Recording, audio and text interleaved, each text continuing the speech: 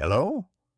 Today we'll travel not millions of years, but just a few centuries into the past to witness the history of one remarkable community. Imagine the rugged, windswept hills of Antrim in Northern Ireland. It was here, for nearly 1,000 years, that a small but incredibly resilient group of people existed.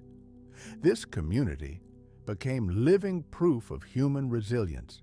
They had seen it all, the monstrous famine that swept across Europe.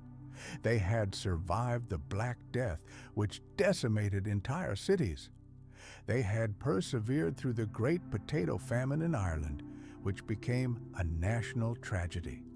The climate tested their resilience, throwing them alternately into the heat of the medieval warm period and the icy embrace of the Little Ice Age. And most astonishingly, as archaeological excavations, ancient soil analysis, and surviving documents confirm, the mortality rate in this tiny region was astonishingly low compared to all its neighbors. What was their secret? Scholars, having studied the social structure and everyday life of this village, compared it with other Irish settlements and discovered a key difference. Their strength lay in their absolute freedom. Imagine a world without landowners, without exorbitant rents. Each member of the community was their own master, enjoying complete independence in choosing how to cultivate the land, what crops to plant, and how to obtain food if conditions suddenly changed.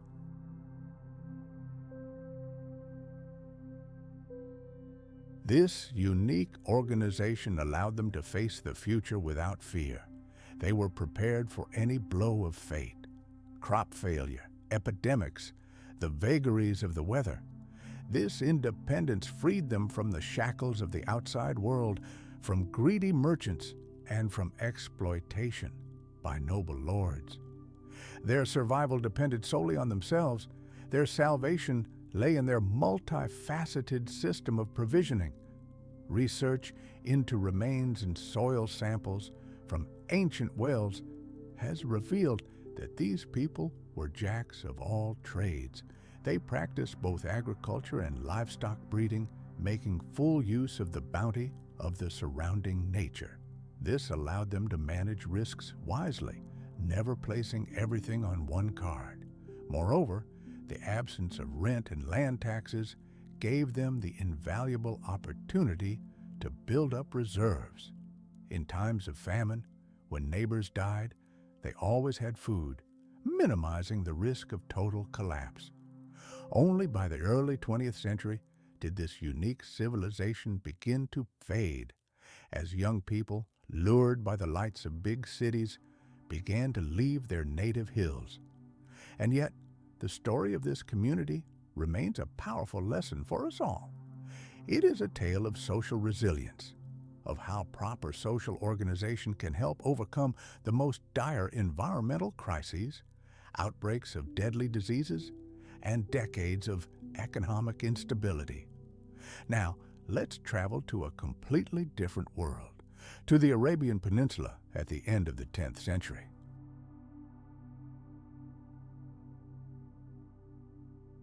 Here, in the Yemeni kingdom, reigned a monarch whose name inspired awe, Ducha. For nearly 3 decades, his power was absolute, and his actions were steeped in fear and hatred. Ancient chronicles paint a picture of his reign, telling of a series of cold-blooded, targeted assassinations. His victims were the most influential and noble families at the royal court. Sources say that Duch, with chilling coldness, regularly invited the heirs of illustrious families to his palace. But these weren't banquets, but invitations to executions. He reveled in his power, subjecting them to brutal torture and staging public executions. These bloody spectacles served a dual purpose. First, to consolidate his personal unfettered power, and second, to clearly demonstrate to the local aristocracy who was boss. However, the reign of terror could not last forever. His monstrous behavior provoked a silent but growing rage among the elite families. And finally, their patience ran out. They united and planned a daring assassination. Douche was caught and killed right in his residence. But the story didn't end there. After his death, the tyrant's body was treated as a dire warning. His severed head was put on public display, serving as a perpetual reminder to all future rulers of the consequences of abuse of power and mass murder. This brutal episode vividly highlights the eternal struggle between absolute power and aristocracy.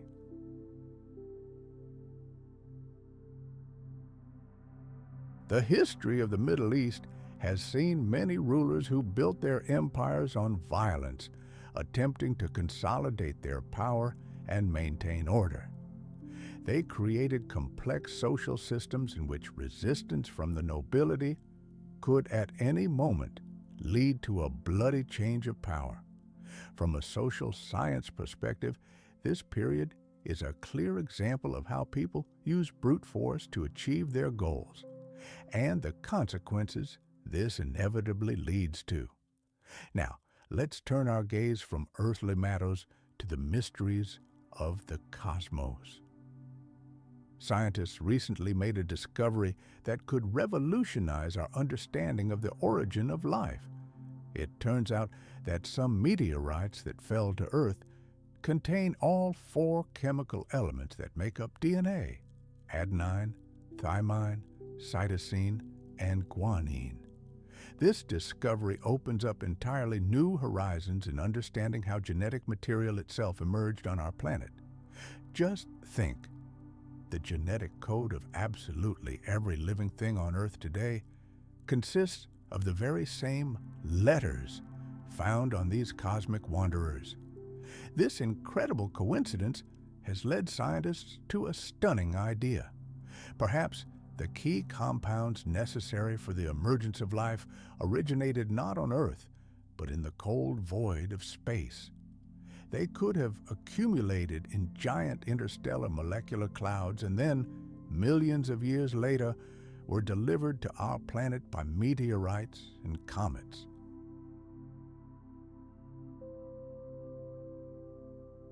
This cosmic seeding could have been the very impetus that set in motion the chain of chemical reactions that led to the formation of the first RNA and DNA molecules.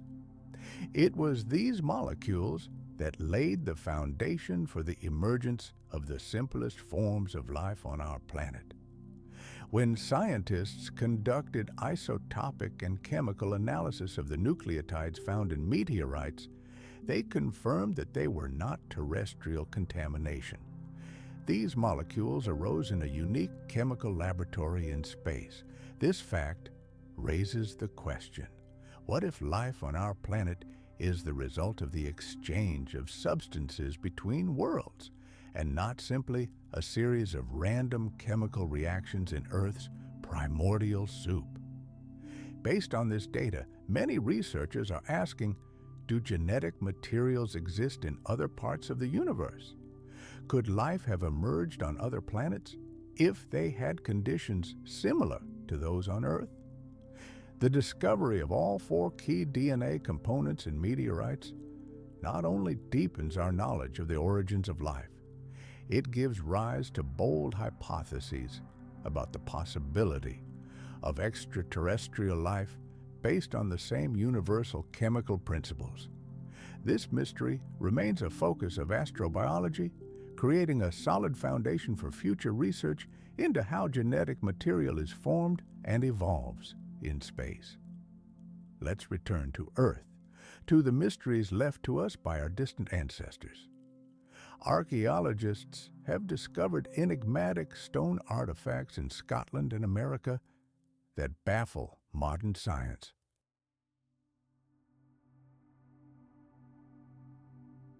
Imagine the Scottish Highlands, shrouded in mist. Here, on countless ancient stones, a whole system of symbols is carved, repeated with astonishing precision. These are primarily geometric shapes, concentric curves, and indecipherable graphic symbols. Thousands of such artifacts are scattered across various locations, from Kilmartin to the North Coast. The origin and original meaning of these symbols remain an unsolved mystery. They likely served as a means of communication between prehistoric tribes, reflecting their culture and beliefs or denoting ancient boundaries. But the most striking thing is something else. Nearly identical patterns are found on stones in North Carolina, USA, thousands of miles from Scotland.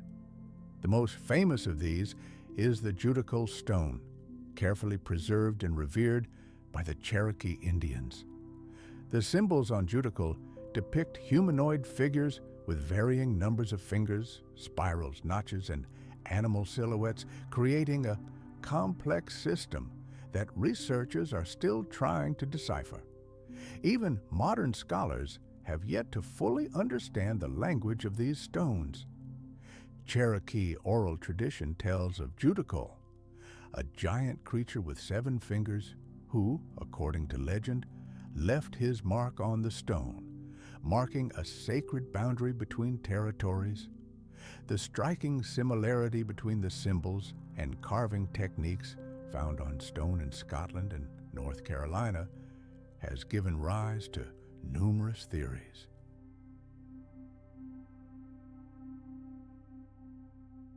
Could there have been connections or cultural exchanges between these regions in ancient times?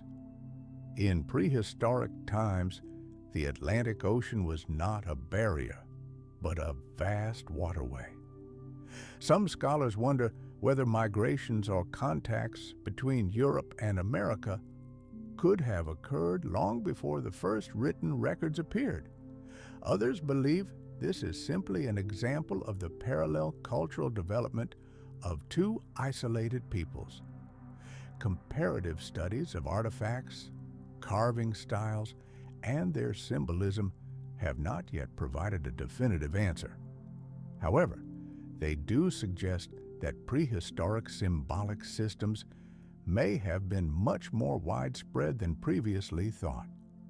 The mythology associated with these symbols helps preserve collective memory. For example, Cherokee culture has a legend of a giant ship, while Scottish myths mention deities, giants, and mysterious creatures. From a scientific perspective, these stone symbols reflect human desire for communication and boundary setting, but at the same time, they raise questions about the interactions between ancient communities on both sides of the Atlantic. The striking similarities between the Scottish stones and Judacula rock remain a mystery, opening new questions about the connections between collective memory, indigenous beliefs, and possible transcontinental contacts in prehistoric times.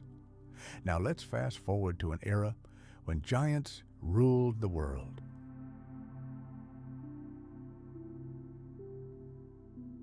Fossil studies and genetic analyses of numerous ancient animals from the polar regions reveal a complex and dramatic history of their adaptation to extreme conditions. During eras of global warming, the polar regions were far from an icy wasteland. Rich and diverse ecosystems once flourished there, demonstrating life's remarkable ability to adapt to any change. Imagine the icy steppes of Siberia and North America. These were once home to true titans, gigantic mammoths, mighty woolly rhinoceroses, ancient cave bears, and saber-toothed predators. Radiocarbon dating of the bones and teeth of these creatures paints a picture of complex food chains linking these enormous herbivores with their predators. Research shows that entire populations of these animals depended entirely on the short summer growing seasons for their survival. But let's travel even further back in time, to the Eocene epoch. At that time, global warming reigned supreme, and even in the polar regions, coniferous and broadleaf forests flourished. Numerous small mammals and even primates thrived in these forests. Genetic markers extracted from fossil remains have allowed scientists to peer into the very essence of evolution. We see changes in the structure of bones, teeth, fur, and the physiology of these animals. These features, forged in the crucible of natural selection, help them conserve precious warmth and remain active even during the long polar night.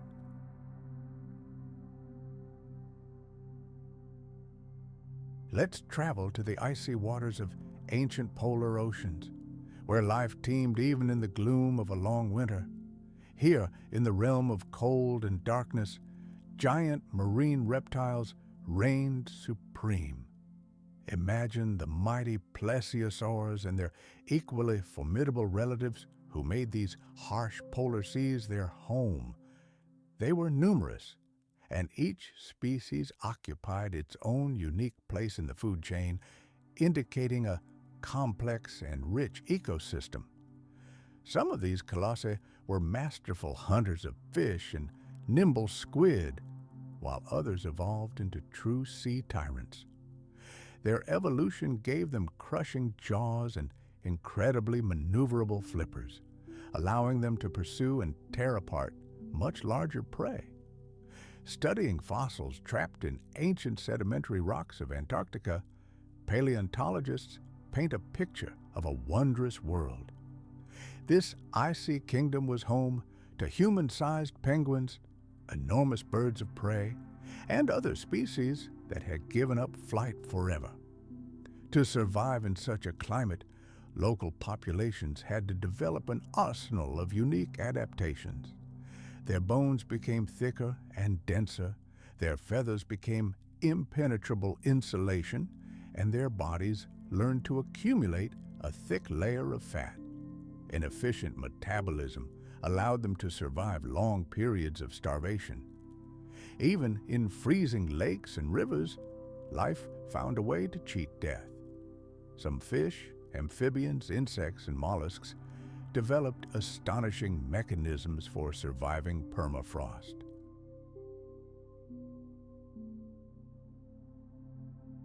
Special proteins appeared in their blood, a kind of natural antifreeze that prevented their cells from turning to ice. We still see echoes of these ancient adaptations today.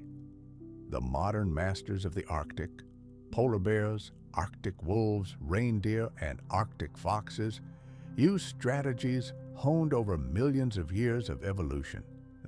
They have learned to extend their life cycles, enter into profound hibernation, and even modify their body structure to withstand the merciless cold. Fossil finds and genetic analysis show that the evolution of these defense mechanisms did not occur gradually, but in explosive bursts triggered by abrupt climate change, great migrations, and the dispersal of species across entire continents. By observing modern polar inhabitants, scientists confirm that these ancient adaptations are not frozen in time. They continue to improve. Sequencing their genomes revealed specific genetic mutations responsible for fat processing, thermoregulation, seasonal fur change, and the internal clocks that help animals adapt to the endless polar day or night.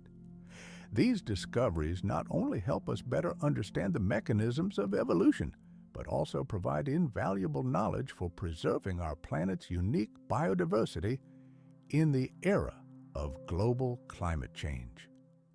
For over 100 years, the story of a city of giants lost in the granite depths of the Grand Canyon has been passed down by word of mouth.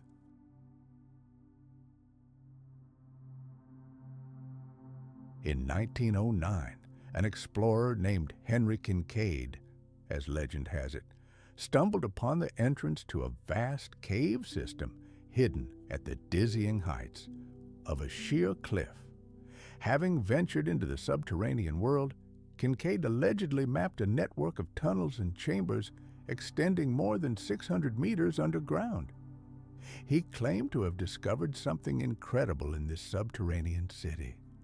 Several mummies, many times taller than any modern human. Each mummified figure, he claimed, was swathed in dark linen and seated on a massive stone throne in a pose reminiscent of deep meditation. But that wasn't all. The mysterious city was full of copper artifacts and stone slabs inscribed with mysterious writings in wax. The hieroglyphs, according to descriptions, bore a resemblance to Egyptian ones, while stone sculptures of meditating figures holding lotuses alluded to Buddhist art. Records indicated that all these artifacts were crafted in a mixed style, making it virtually impossible to determine their cultural affiliation. Some objects resembled ancient Egyptian metalworking techniques, while others were more reminiscent of the creations of ancient Asian civilizations. Even the inscribed tablets that Kincaid allegedly collected remain unexplained to this day as to their origin or meaning. However, the most astonishing discovery was the mummies themselves, said to have stood an incredible 27 meters tall.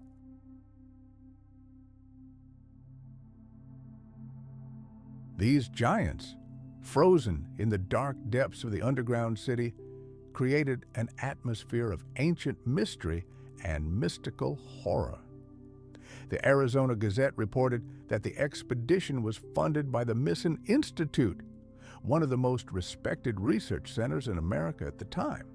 However, skeptics argue that the entire story could be nothing more than a journalistic invention or yet another conspiracy theory. Indeed, in the years that followed, not a single credible report of the City of Giants was found, and the Smithsonian Institute itself never officially announced such a discovery. The lack of archaeological evidence and limited access to that area of the Grand Canyon only reinforced doubts about the veracity of this legend. Because of these dark spots, the story of the City of Giants remains a field for the wildest conjectures. Perhaps it is a modern myth, a newspaper hoax, or perhaps the only surviving trace of a civilization that once flourished and then disappeared without a trace beneath the lands of North America. To date, all versions remain mere hypotheses, and the disputed issues leave huge gaps in the archaeological record of the Grand Canyon. In the heart of Colombia, not far from the bustling city of Bogota, rises Mount Parda, a place that attracts both archaeologists and seekers of the unexplained. This mountain is infamous for frequent sightings of unidentified luminous objects dancing in the night sky above its summit.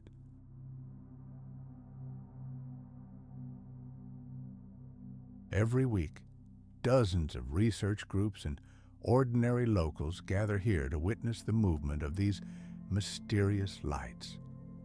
This phenomenon remains unexplained, both physically and meteorologically.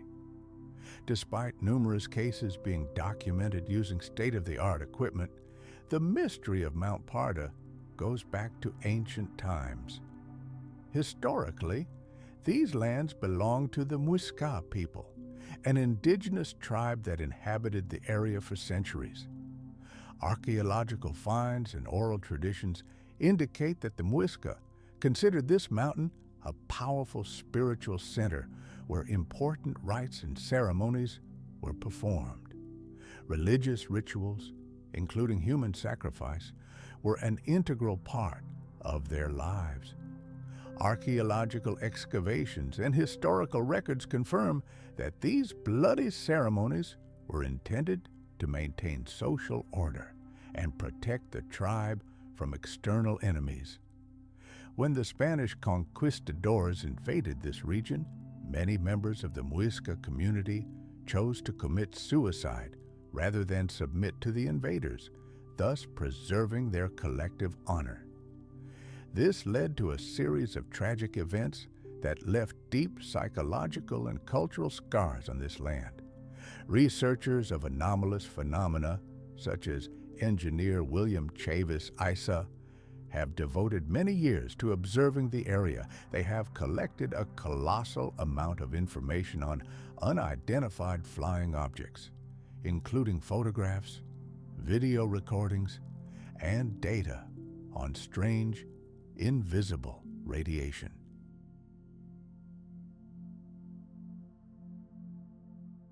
However, conclusive scientific evidence shedding light on the nature of these phenomena remains lacking.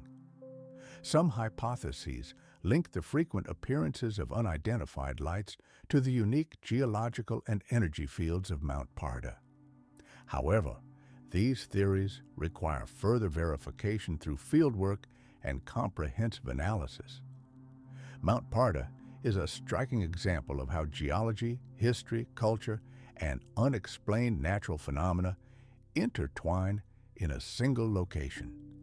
It is one of the most intriguing places in South America, where we find traces of ancient peoples and encounter physical phenomena whose nature remains a mystery. This opens incredible prospects for future interdisciplinary research. Recent breakthroughs in molecular biology have given rise to the revolutionary idea of so-called dark DNA. These are segments of genetic code present in our genome, but their specific functions remain a scientific mystery. Modern technology has revealed that only a small portion of human DNA is responsible for encoding proteins.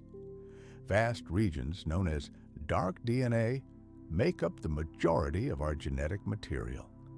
However, their role in regulating gene activity, maintaining chromosome structure, and interacting with the environment remains unclear. This dark DNA represents one of the greatest mysteries for geneticists. Its structure and biological influence remain as inscrutable as the nature of dark matter in cosmology.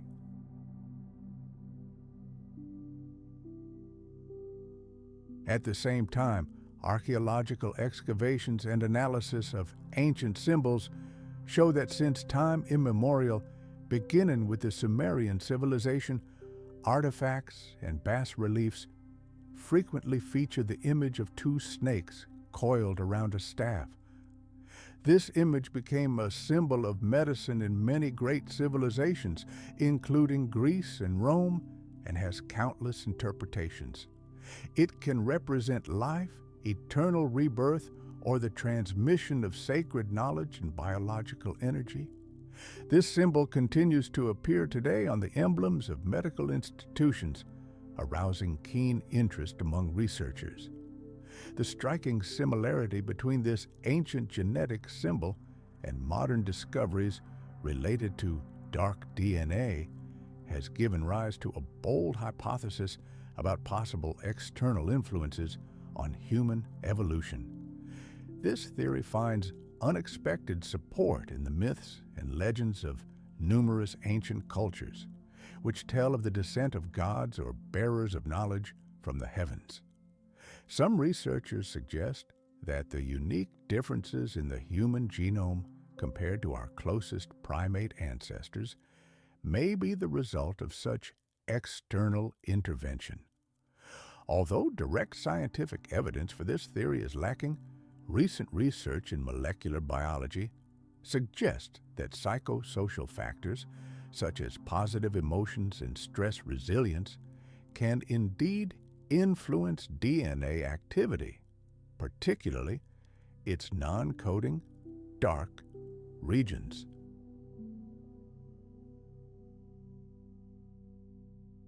Experiments with groups of people subjected to intense psychological stress confirm this incredible connection. We're only just beginning to comprehend how profoundly our emotions can influence the very fabric of life. Imagine that strong emotions, fear, joy, grief, can alter not just our mood, but also the structure of the tiny power plants inside each cell, known as mitochondria. These changes, in turn, trigger a chain reaction that affects metabolism and even the strength of our immune system. Today, scientists are seriously considering a stunning possibility. Can our consciousness, our power of thought, directly influence our DNA code? This opens entirely new horizons for medicine, where treatment will target not only genes, but also a person's psychological state and the environment in which they live. It's a fascinating field of research where ancient history, genetics, and the mysteries of the human brain intertwine. And one of the most striking examples of this interplay are the enigmatic burial mounds of the ancient Evans culture. Let's travel back in time to what is now Louisiana, in the United States. Here, amid swamps and forests, rises a stunning legacy of antiquity, the earthworks of the Evans culture dating back 5,400 years. Just imagine, these gigantic man-made mounds were built long before the first stones of the Great Pyramids were laid in Egypt and before the legendary Stonehenge was built.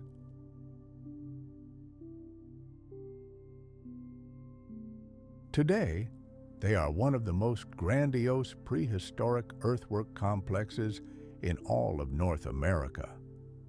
For a long time, it was believed that their creators, the Evans people, were primitive hunters and gatherers, incapable of complex social organization and large-scale construction projects. However, archaeology has completely refuted this notion. Excavations have revealed that the construction of these mounds was an ongoing process that lasted as long as 700 years. Generation after generation, the people of this tribe contributed their labor to this monumental construction, which speaks to the incredible stability of their society and the highest level of cooperation. Archaeologists have discovered countless artifacts deep within the earth, exquisite stone beads, bone tools, fish hooks, and numerous other objects that reveal the everyday life of these ancient people. These finds paint a picture of a society whose economy was built entirely on the bounty of the local environment. Yet, the central mystery remains. Why were these grandiose structures built? No remains of buildings or evidence of mass graves have been found on their summits. This has given rise to numerous hypotheses. Perhaps they were ceremonial centers for rituals, gathering places for various tribes, or even ancient observatories oriented by the stars. But despite the abundance of theories, none has been convincingly confirmed.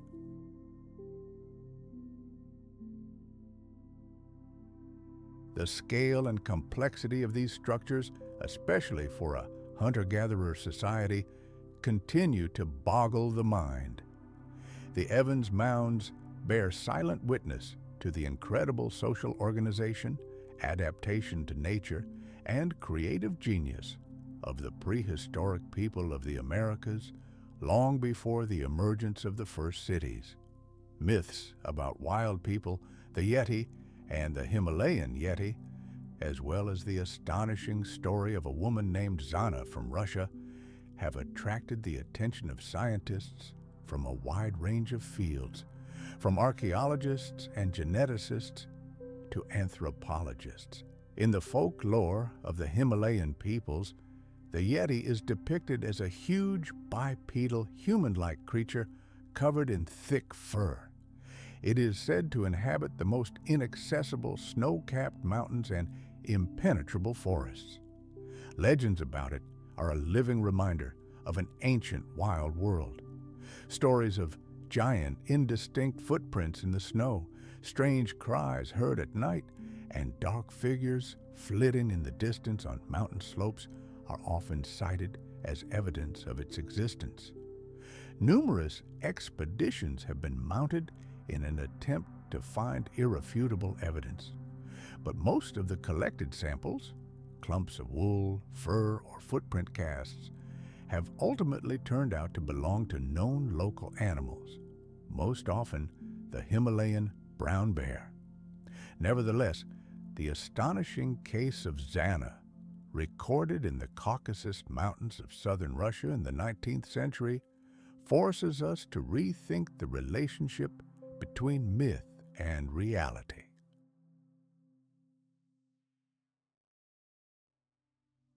Zana was described as a creature of extremely unusual appearance. She was enormous in stature, covered in thick hair, easily enduring the bitter cold, and behaving like a wild animal. Only recently, genetic studies of her descendants revealed the truth. She belonged to the species Homo sapiens, that is, she was human. However, it is quite possible that she possessed unique traits that arose as a result of interbreeding with members of other extinct human species, or through isolated evolution in a confined mountain environment.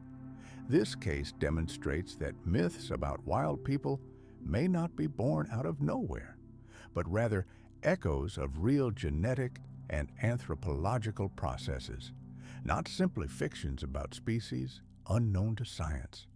Research linking ancient humans and modern monster legends focuses on analyzing the genomes of our ancestors, studying their skeletons, teeth, and other fossil remains. Scientists compare their physical characteristics with those of modern humans and come to astonishing conclusions. Archaeological and genetic evidence confirms that throughout evolution, a wide variety of human groups have existed on Earth, with a vast diversity of physical characteristics and unique adaptations to their environments. Some of these groups disappeared over time, while others interbred with our direct ancestors, leaving their mark on our genetic heritage.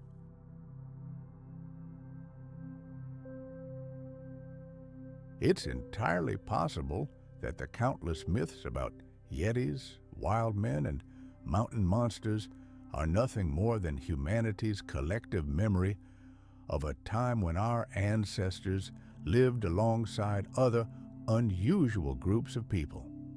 To understand these legends, we must not simply study folklore, but integrate knowledge from a wide range of sciences: archaeology, genetics, anthropology, and evolutionary ecology.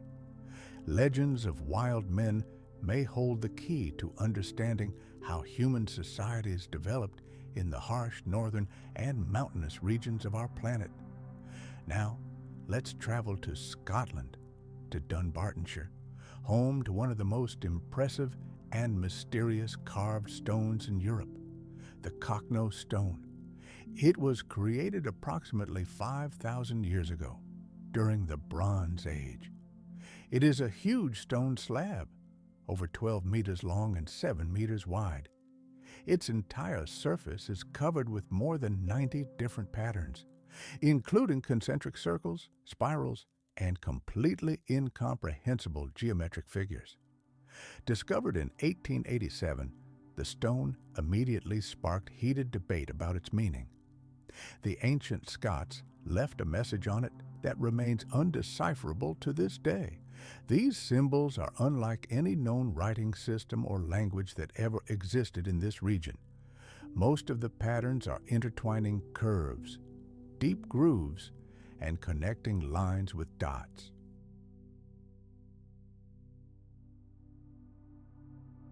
Although some of them resemble prehistoric cave paintings from other parts of Europe, the complexity and uniqueness of the Cocknow stone are unparalleled. To date, there is no consensus on its purpose. Some scholars suggest it may have been a primitive astronomical map for observing the stars and tracking the seasons. Others believe it was a ritual site for religious ceremonies or a giant boundary post marking the boundaries of an ancient tribe's domain. However, none of these theories have found any archaeological evidence. In 1965, the stone was deliberately covered with earth to protect it from vandalism and the ravages of the weather. It was only in 2015 that a team of archaeologists from Glasgow began excavations to use modern scanning techniques to record each pattern in detail for future generations. Today, the Cocknoe stone is one of Scotland's greatest prehistoric mysteries, a symbol of ancient art and craftsmanship that raises important questions about the thinking, beliefs, and social structure of ancient European societies. Our journey continues to the Indian state of Andhra Pradesh, home to Nagarjunakonda, one of the most significant Buddhist archaeological sites in South Asia. In the 2nd and 3rd centuries CE, this region was the center of the powerful Ikshvaku kingdom, which played a key role in spreading Buddhism throughout southern India.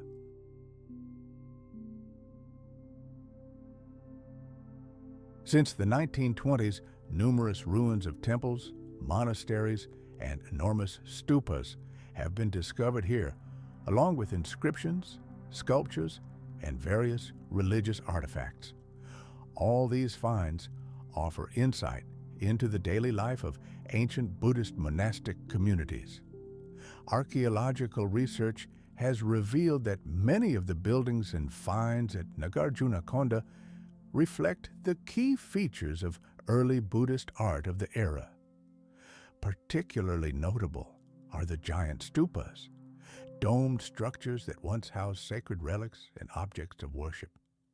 Hundreds of inscriptions in Sanskrit and Pali have also been found, recounting historical events, construction projects, and contributions by both kings and commoners.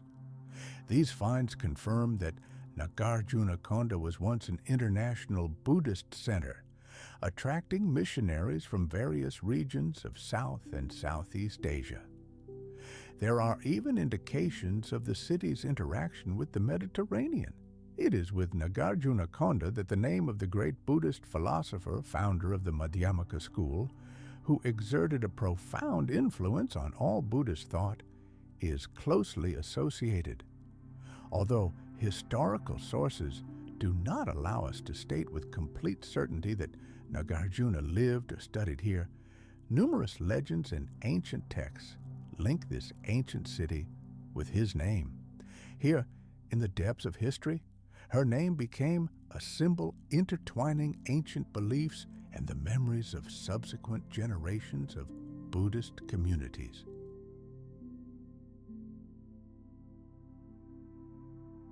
However, in 1960, a turning point occurred. The entire Nagarjunakonda Valley, which had guarded centuries of secrets, began to disappear beneath the waves. The construction of the gigantic Nagarjuna Sagar Dam was the cause, and the waters of the enormous reservoir were destined to forever conceal this legacy. Imagine this monumental rescue operation.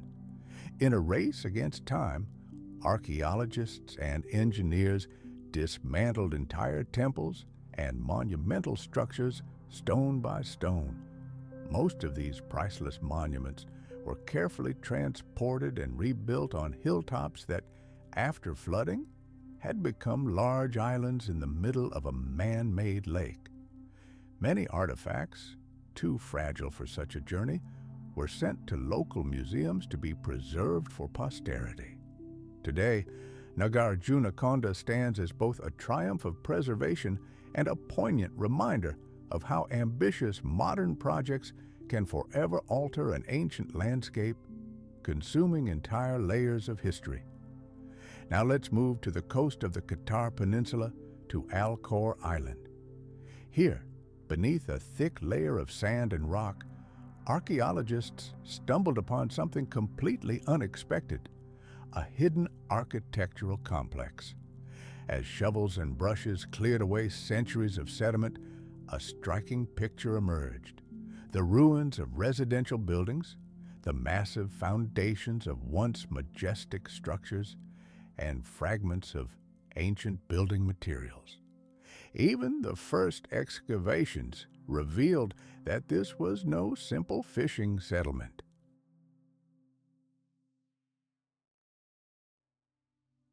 The scale of the discovery indicated a large and important center. Further research was expected to shed light on the mystery of this site and its role in the history of the entire region. Ancient manuscripts suggested the answer. At the beginning of the Common Era, this place was known as Tuam.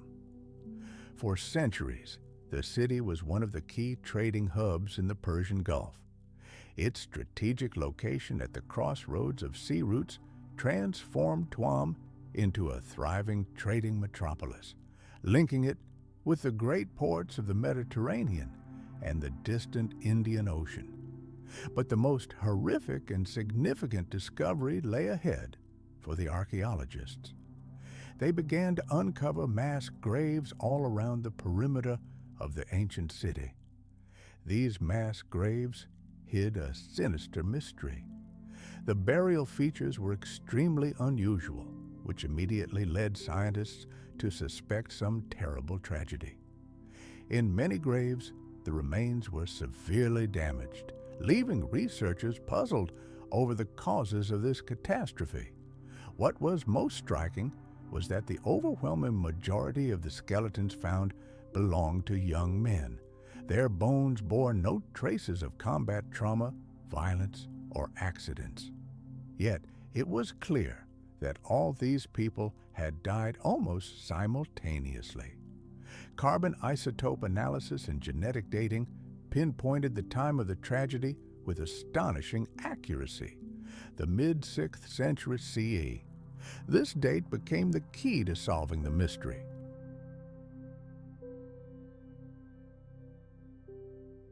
It was during this period that the deadly wave of the Justinian plague swept across the Middle East and the Mediterranean. Other finds in Tuam only confirmed this dire suspicion. Archaeologists documented a sharp collapse of local trade. The earth layers ceased to be replenished with imported goods, pearls, and coins from distant lands. Numerous buildings bore clear signs of sudden abandonment.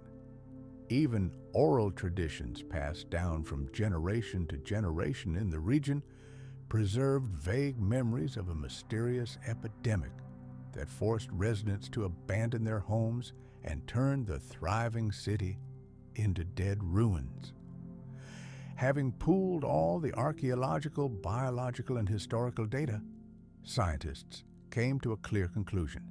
It was this merciless pandemic originating from Egypt and Byzantium that caused Tuam's demise. A thriving trading center was wiped off the face of the earth by an invisible enemy. The mass graves, the predominance of young remains, and the precise timing of the Great Plague, all of this provides a striking example of how pandemics could collapse social structures and decide the fate of entire cities in the ancient world. Now our journey takes us to Mexico, to a place called Cañada de la Virgen in the state of Guanajuato. This archaeological site tells a remarkable story of survival and rebirth. It reveals how the Otomi people evolved after the collapse of one of the greatest civilizations of ancient America, Teotihuacan.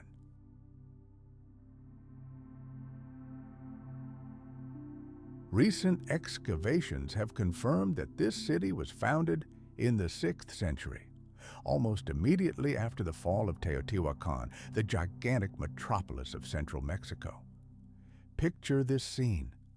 A great empire collapses, and a vast group of people, fleeing the chaos, migrates north. They aren't simply fleeing, they bring with them the knowledge, culture, and traditions of their lost homeland. This is how this new settlement arose. The urban structure of Cañada de la Virgen is not a chaotic jumble of buildings, but a carefully planned complex. It included palaces for the nobility, residential quarters, administrative centers, and a complex system of irrigation canals. It is a unique monument that, like a mirror, reflects the architectural styles, ritual practices, and even spatial planning principles inherited from the Great Teotihuacan. Archaeologists have found clear evidence of the use of characteristic stonework here, as well as ritual artifacts associated with the worship of the moon, the sun, and Venus, the same celestial forces that were also worshipped in their abandoned capital. However, our knowledge of the Otomi community in this region remains very limited. It is known that the city flourished for approximately 400 years, but then, around the turn of the first and second millennia, it was abandoned. The reasons for this remain a mystery.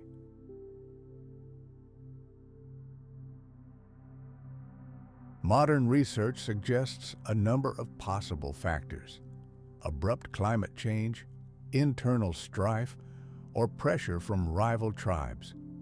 Any of these factors could have led to the collapse. However, convincing evidence that fully explains the disappearance of this culture has not yet been found. Until recently, most of the ruins of the Cañada de la Virgen were located on private land, making large-scale research impossible. Only now have scholars gained access to this heritage. These discoveries offer new, unique insights into the migration processes of ancient peoples, the role of the Otomi in Mesoamerican history, and how the great civilizations of the past were linked by invisible threads of culture, religion, and urban planning. Decades of archaeological research in Pompeii and Herculaneum seem to have told us everything about this tragedy. The vast majority of the inhabitants of these Roman cities perished during the monstrous eruption of Mount Vesuvius in 79 AD. This image, frozen in ash, became a symbol of the inevitability of natural disaster. However, recent discoveries are forcing us to rewrite this seemingly definitive history. It seems that some managed to escape this hell. Anthropological research, analysis of ancient documents, and new material evidence paint a much more complex picture.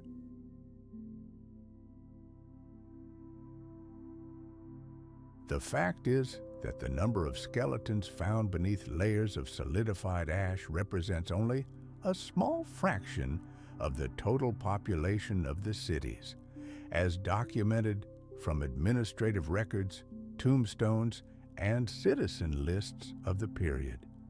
Where did the rest go? The answer was found in other coastal cities of the Roman Empire. During excavations in various corners of the coast, archaeologists began to uncover records mentioning groups of settlers whose names and family roots led directly to Pompeii and Herculaneum. It turned out that entire families had found new homes in Ostia, Puteoli, Cumae, and even in more remote regions of Italy. Stone inscriptions testify that these survivors didn't simply eke out a miserable existence. They actively integrated into the lives of their new communities, participating in social, economic, and religious activities. For example, families like the Calvilli built new churches, were elected to city councils, and left their names in local archives and real estate transactions. They didn't forget their homeland and preserved the traditions of Pompeii in their new surroundings. Combined with other finds, such as abandoned chariots, personal belongings, and coins found along presumed escape routes, this picture becomes complete. Researchers have concluded that a significant number of Pompeii and Herculaneum residents fled their homes before the firestorm finally buried their world under a layer of ash.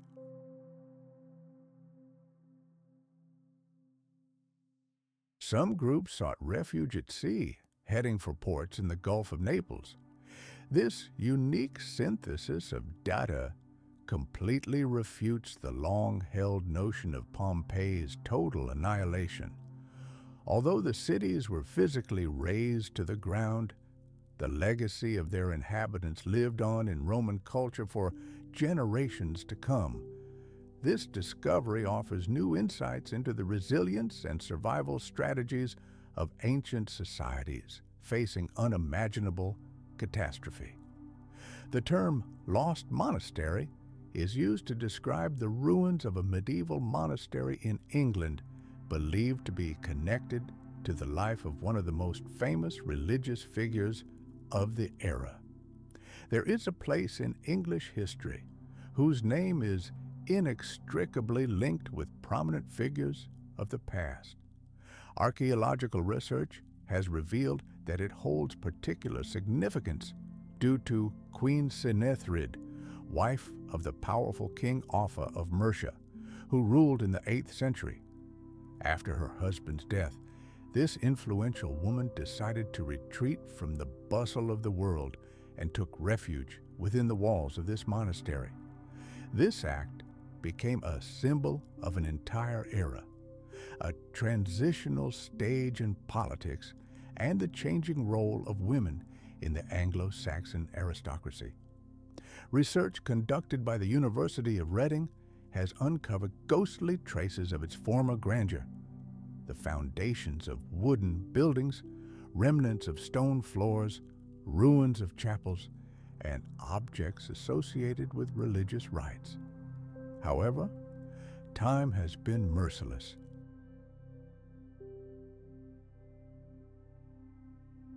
Much of the monastery's architecture was completely destroyed. Today, only layers of sediment and the faint outlines of ruins remain. This makes it incredibly difficult to accurately determine the scale and layout of the ancient structure.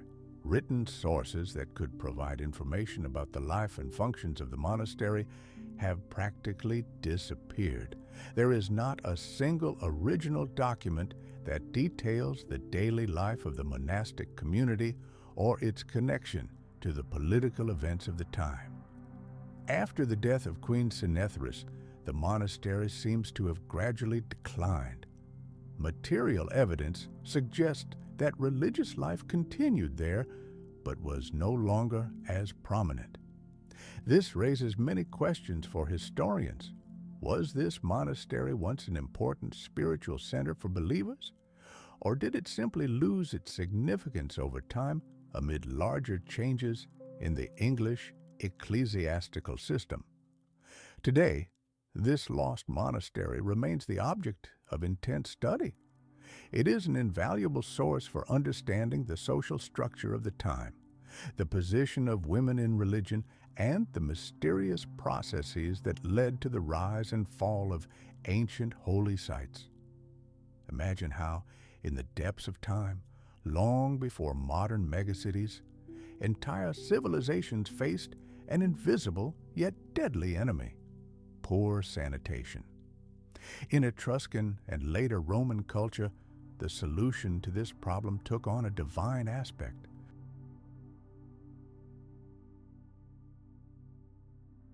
The emergence of deities responsible for cleanliness and hygiene in the pantheon was not just a whim, but a direct reflection of how developed and organized society was becoming.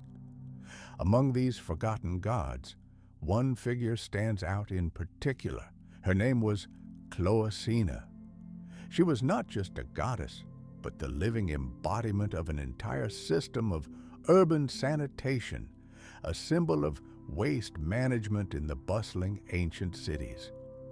Her cult is a remarkable example of how myths intertwined with the harsh realities of engineering challenges. Archaeological finds and ancient texts tell us that Cloacina was worshipped in the very heart of Rome. She was considered the patron saint of one of the greatest structures of the ancient world, the Cloaca Maxima, a gigantic sewer system. It was more than just an engineering marvel that allowed Rome to avoid devastating floods. This system of underground arteries solved a key urban hygiene problem, allowing densely populated neighborhoods to grow and prosper. But the significance of the Cloacina ran much deeper. The ritual offerings citizens brought to its altars were more than just a religious rite. It was a symbol of shared responsibility, a collective agreement to maintain cleanliness and order on the streets of the eternal city. Historians believe the roots of this cult go back to an even more ancient Etruscan civilization, from which the Romans borrowed and perfected this idea.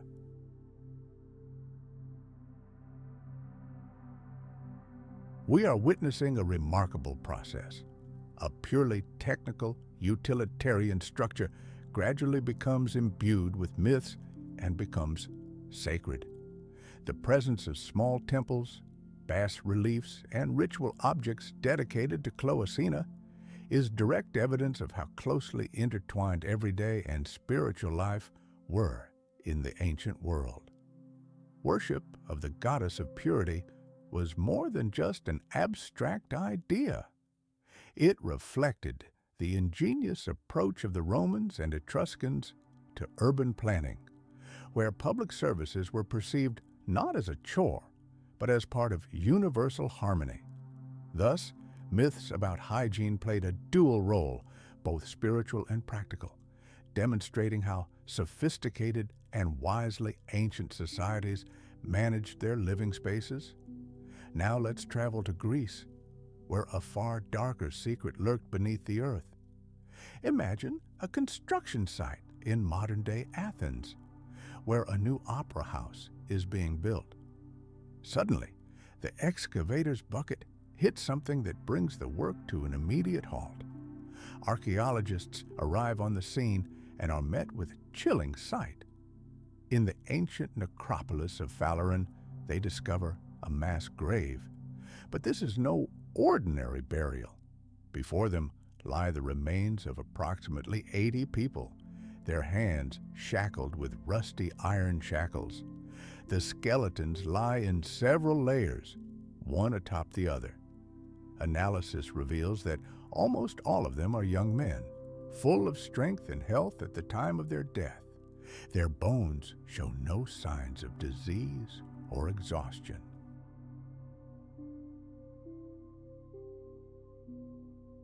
The poses of the bodies leave no doubt. These people were executed. Many lie on their backs, with their hands clasped behind their heads. This scene suggests that they all died together in a single, brutal, and merciless massacre. Archaeologists date this find to the 6th century BC. It was a turbulent time for Athens, a time of fierce power struggles between aristocratic clans and those who yearned for change. And history has preserved the memory of one event that fits perfectly into this horrific picture. It concerns the failed coup d'etat led by Cylon, a renowned Olympic champion. He attempted to overthrow the ruling tyrant Megacles. Ancient chronicles tell of Cylon and his followers capturing the sacred Acropolis, but their forces were too few. The rebellion was crushed. Cylon himself managed to escape, but a terrible fate awaited his followers. They were captured and mercilessly executed. And now, millennia later, an archaeological discovery in Phaleron stands as a silent testimony to this bloody chapter of history. While the identity of the deceased remains debated, chemical analysis of the bones reveals much. These were not slaves or common criminals. They were most likely free citizens of Athens, perhaps the very same rebellious youth who followed their charismatic leader in a desperate attempt to overthrow the despotic government. The mass grave at Phaleron reveals the full scale and brutality with which Athenian rulers suppressed any dissent.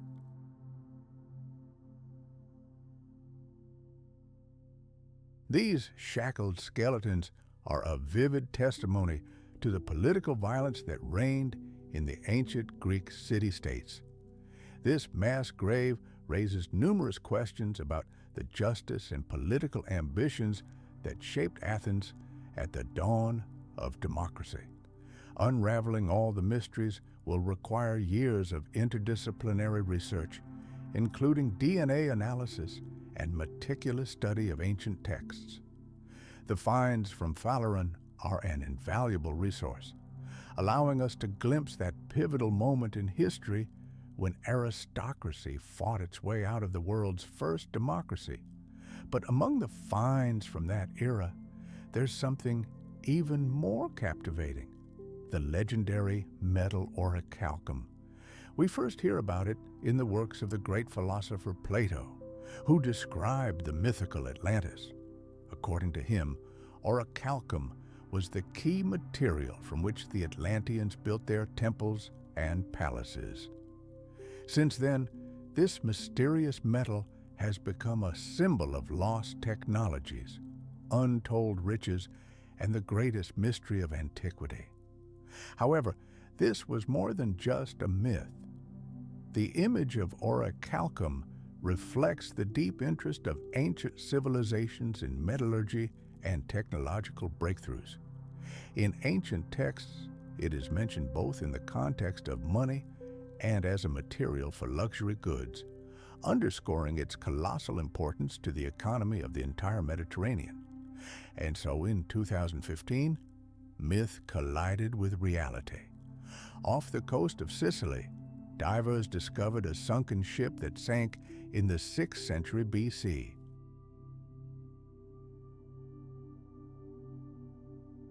And in its hold, 47 ingots of a mysterious metal.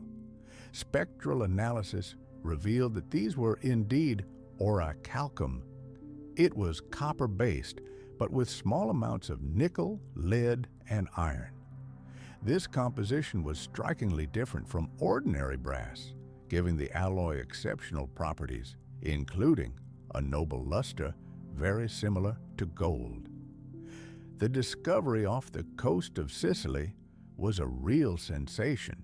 It confirmed the hypothesis that ancient metallurgists had achieved incredible mastery. They were able to create complex alloys with predetermined properties and enormous market value. Historical documents and archaeological evidence indicate that orichalcum was widely known in the ancient world. It was used to mint coins, create decorative elements, and create religious objects. Analysis confirmed that many Roman coins were made of orichalcum. Its value was so great that merchants and even government officials sometimes exploited its superficial resemblance to gold for financial fraud and to protect their capital. However, despite all attempts by modern scientists to recreate orichalcum based on ancient texts and artifact analysis, not a single experiment has been completely successful. The secret of its production, it seems, is lost forever. Orichalcum was prized not only for its physical properties, but also for its powerful cultural and symbolic significance.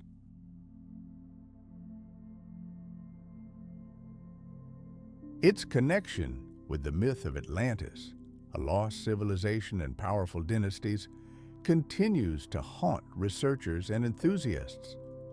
Debate about its true nature continues. Some believe the Sicilian find is not quite the metal described by Plato, but merely a more mundane analog, widely used in trade. The main problem is that no detailed technical texts describing the process of its manufacture have survived. This scientific uncertainty makes orichalcum even more mysterious and alluring. But one thing is certain. The ingots recovered from the seabed prove that orichalcum is not a myth.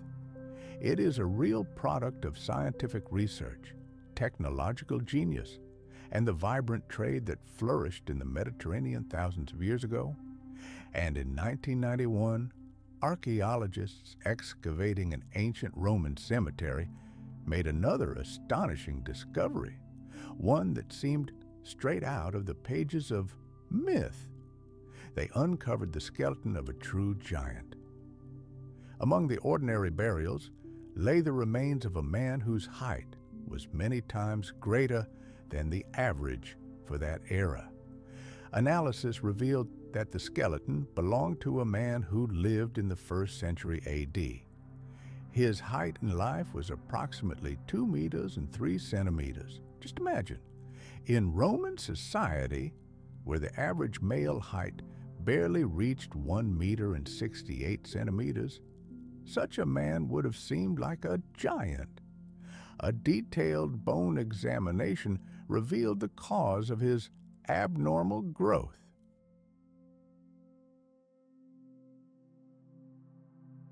Scientists discovered multiple signs of a rare condition called gigantism, which occurs due to excess production of growth hormone. A skull examination revealed evidence of damage that could be related to a pituitary tumor. This became a key confirmation of the diagnosis. Furthermore, the bones of his arms and legs were disproportionately long, another characteristic feature of this condition. This discovery opened a completely new window into ancient medical knowledge. It sparked heated debate in scientific circles. Who was this man? Was he a unique case caused by a random genetic mutation? Or perhaps entire groups of people distinguished by abnormally tall stature existed in ancient times? Currently, we have no archaeological evidence that such giants permanently resided in Rome or its environs. Most likely, this man was one of a kind, destined to live his life towering over the world, both literally and figuratively. Deep in the depths of history, amid the ruins of ancient Europe, lies silent testimony to one of the rarest human anomalies. This is the skeleton of a Roman giant. More than just bones, it is chilling proof that gigantism existed in the ancient world. This discovery expands the boundaries of our understanding of ancient human biology and forces scientists to ask again and again, just how variable and diverse were human populations in those distant times?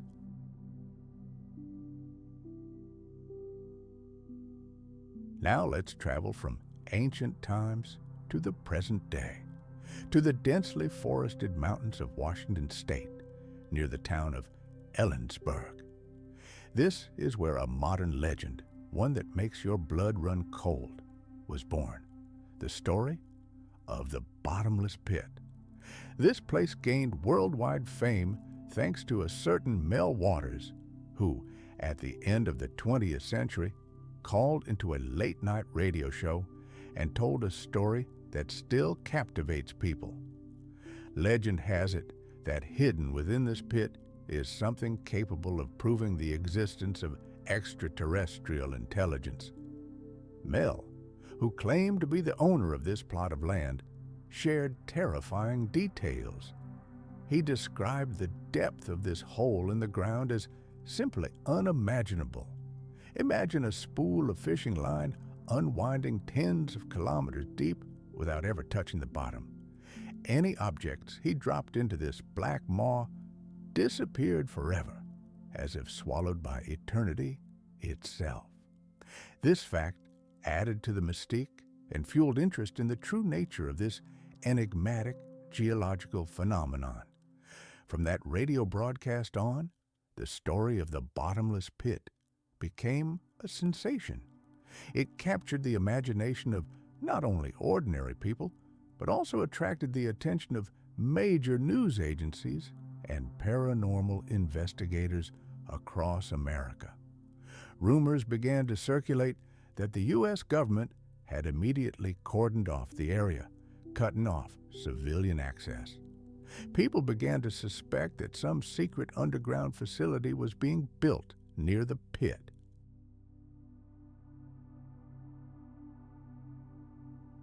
Local residents, without exception, began reporting strange and frightening events in the area. They saw unidentified flying objects hovering over the forest, mysterious lights in the night sky, and, most terrifying of all, rumors of disappearances. Theories multiplied at an incredible rate. Some spoke of an alien base, others of secret military experiments, still others of a portal to another dimension. All of this only deepened the mystery surrounding the place. However, geologists and scientists merely shake their heads skeptically. They say the existence of a true bottomless pit contradicts all the laws of physics and our knowledge of the structure of the Earth's crust. They explain that any sufficiently deep shaft under the colossal pressure of the upper layers of rock would simply collapse, filling with debris or groundwater.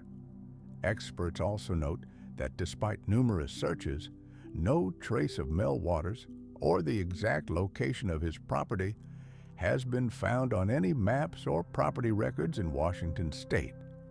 Some speculate that abandoned mines or old deep wells may have been the source of the legend.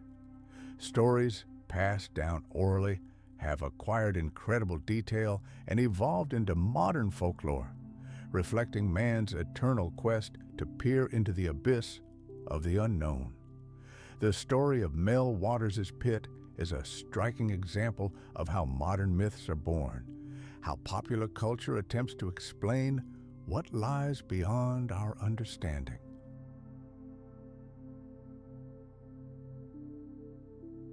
And although there is no convincing physical evidence of its existence, this story lives on, blurring the boundaries between science, fiction, and the mysteries of nature that we have yet to unravel.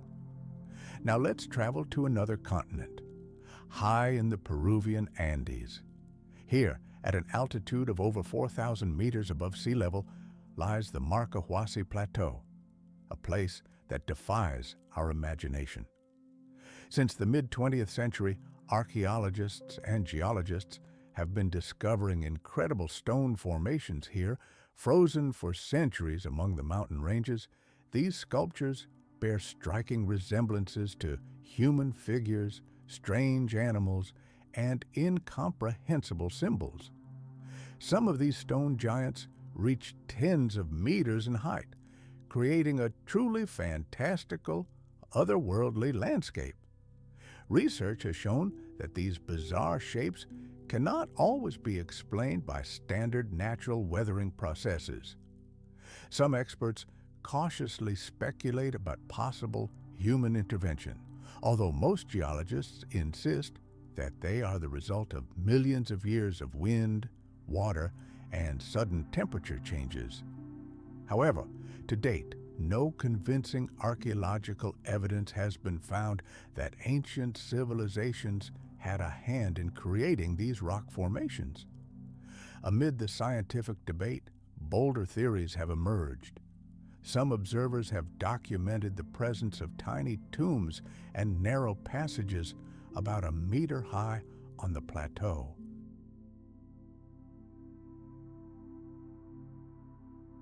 This has raised the question, could creatures much smaller than modern humans once inhabited this area? Others have gone even further, suggesting a connection with non-human intelligence or even extraterrestrial civilizations. To date, none of these hypotheses have been scientifically confirmed. Nevertheless, the Marcahuasi Plateau continues to attract researchers from a wide range of fields: geologists, archaeologists, and anthropologists. This region remains a shining example of the amazing landscapes nature can create, and it continually expands our understanding of the Earth's ancient history. In the snowy forests of North America, in the lore of the Algonquin people, lives an icy terror. His name is Chuchin. This myth is more than just a scary bedtime story. It symbolizes a profound connection between the harsh conditions of survival and the notion of what a person can become on the brink of despair. Legend has it that Chuchin was once a man, but hunger, hopelessness, or dark supernatural forces broke him, turning him into a monster possessed by an eternal, insatiable hunger. Locals believe this monstrous metamorphosis is the result of not only physical, but also psychological torment, when a person is forced to violate all moral laws in the struggle for survival. The most terrifying aspect of this creature is its ability to grow. The hungrier it gets, the larger the monster becomes.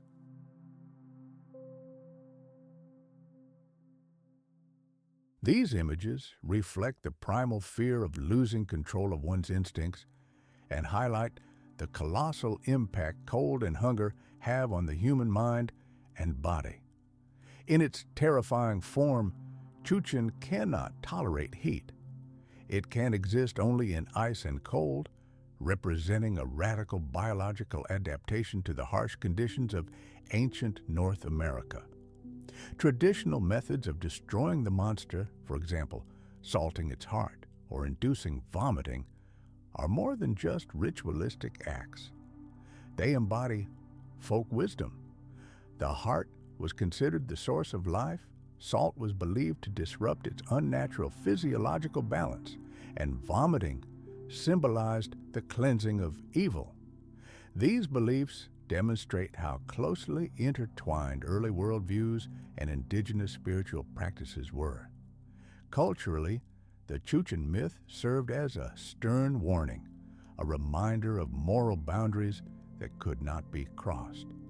Belief in the existence of this monster directly influenced the behavior and daily life of the Algonquins. This legend provided an explanation for such terrible social phenomena as famine, violence, and madness. It demonstrates how indigenous peoples adapted to the harsh North American winters not only practically but also spiritually. In modern studies, Chuchin's image is viewed as a striking example of the formation of collective fear and myths in communities living on the brink of survival.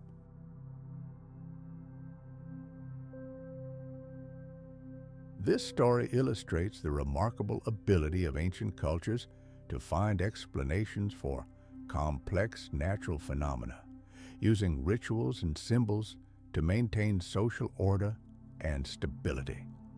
Now let's delve into the mystery of the demise of one of the greatest civilizations of the past. How did the Mayan Empire disappear?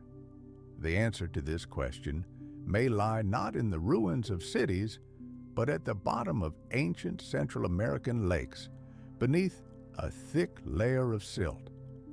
Scientists have discovered that organic materials accumulated at the bottom for millennia can tell an incredible story. They drill into the bottoms of these lakes, bringing to the surface long cylinders of sedimentary rock, a veritable chronicle of time, layer upon layer. By studying these samples, researchers were able to trace the rise and fall of the Mayan civilization over centuries. Key clues are specific chemical compounds, molecules formed during human digestion. These compounds are highly stable and easily detectable in sediments even after thousands of years. By measuring the concentration of these biological fingerprints in different layers, scientists can determine with remarkable accuracy how large the population was at any given time. This sediment record provides a literal glimpse into how populations have changed over centuries. We see layers where chemical marker concentrations are off the charts, periods of prosperity, when the population was enormous and actively exploited natural resources.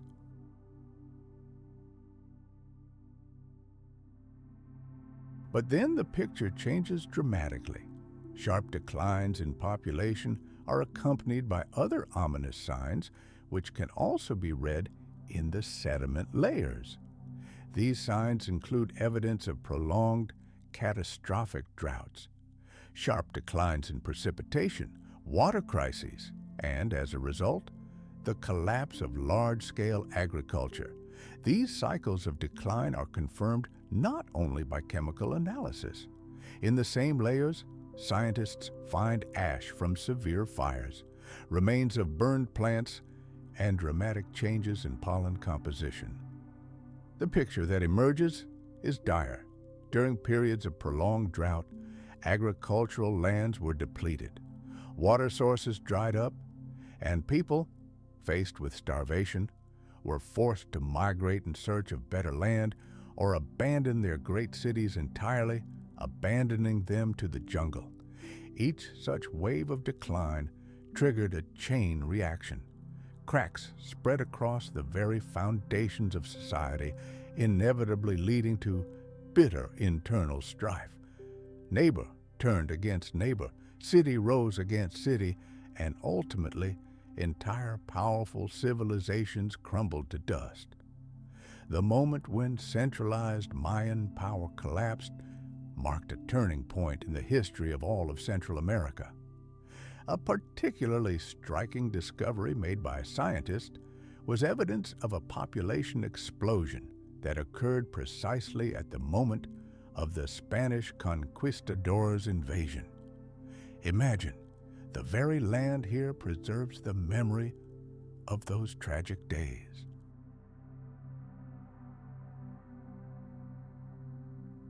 Analysis of seabed sediments dating to the late 15th century revealed an anomalous increase in organic remains. This silent proof that waves of desperate refugees swept across these lands, entire peoples fleeing merciless war and total annihilation. While the Spanish advanced inland with fire and sword, these tragedies remained invisible, unrecorded in either archaeological records or the colonial chronicles of the conquerors.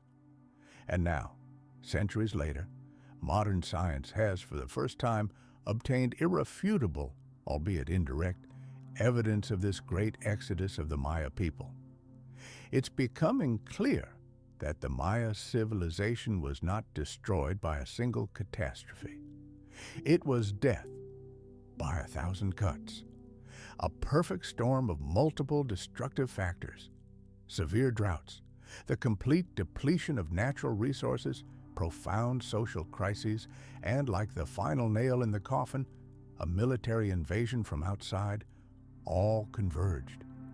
Only by combining the analysis of ancient silt, the painstaking work of archaeologists, and the deciphering of historical documents have we been able to see the full picture of the demise of a great culture that flourished for millennia in the heart of the Americas. Now let's travel to the other side of the world, to Indonesia, to the jungle-lost island of Kalimantan. Here, in the silence of an ancient cave, archaeologists stumbled upon something incredible, a human skeleton that had lain buried for 31,000 years. But the most astonishing thing was yet to come.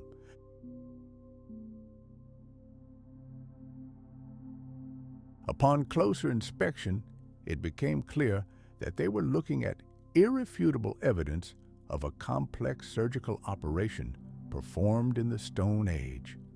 The man's left leg had been amputated. A detailed examination of the bone revealed that the cut had been made by a skilled hand, and the wound itself had completely healed. This means that the patient not only survived, but lived for many years after the arduous procedure. This discovery is the oldest evidence of surgical intervention known to science. An examination of the bones left no doubt. This was not the result of an accident or a predatory attack. The surgery was deliberate, thoughtful, and performed with astonishing precision, tens of thousands of years before scientists believed it was possible. Until now, it was believed that complex surgery only emerged in the era of agrarian civilizations, after the Neolithic Revolution approximately 10,000 years ago. But this skeleton from Southeast Asia completely overturns our understanding. It proves that even in prehistoric times, hunter-gatherers possessed advanced medical knowledge and were able to fight infections.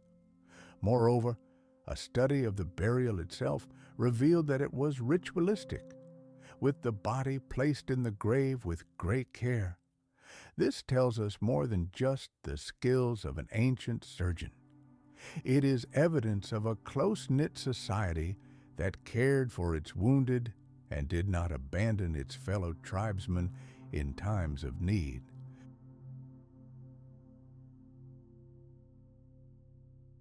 The discovery from the Kalimantan cave opens a new chapter in human history and forces us to take a fresh look at how our ancestors adapted to a harsh and dangerous world. Scientists continue their search, hoping to understand what tools and knowledge these unnamed geniuses of Stone Age medicine possessed. Let's travel back to another era, the Middle Ages. Imagine the labyrinths of sprawling European cities, cramped, dirty, overcrowded streets where garbage was thrown right out of windows.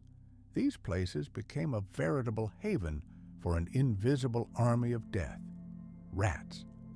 And then, from the very depths of the underclass, arose a grim but vital profession, the rat catcher. It was a desperate measure in the fight against an invisible enemy, especially during terrible times of epidemics, such as the Black Death, which decimated Europe in the 14th century. Typically, the poorest people were hired for this dangerous work, willing to delve into basements and sewers for a modest fee from townspeople, merchants, or city officials. Their arsenal included more than just primitive mechanical traps and poisoned bait. They were also assisted by loyal allies, specially trained terriers and sly ferrets. Besides directly exterminating rodents, these people performed another, no less important function. They were living barometers of impending disaster, the first to spot the signs of an impending epidemic.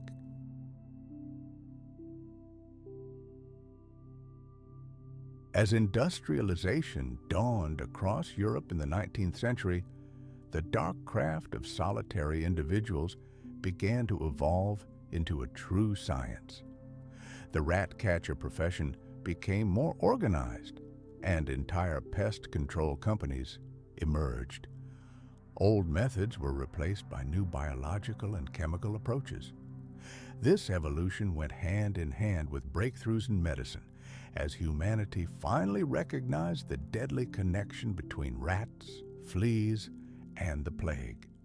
By the early 20th century, the image of the rat catcher with his dog had finally given way to modern exterminators. Sanitary standards, powerful chemicals, and a thorough understanding of rodent life cycles were adopted. Now, it was possible not only to fight epidemics, but also to prevent them. Thus, a profession despised and considered unworthy in the Middle Ages has become a vital element of the modern world's healthcare and food security systems. The rat catcher's journey from humble pest control to defender of public welfare is a clear illustration of how our society has evolved. Human history is not a straight, smooth road. It is, rather, a turbulent river with thousands of forks, where the current could take a completely different course at any moment. In the long annals of our civilization, there have been countless moments when the world stood on a knife's edge, on the brink between maintaining the familiar order and radical change.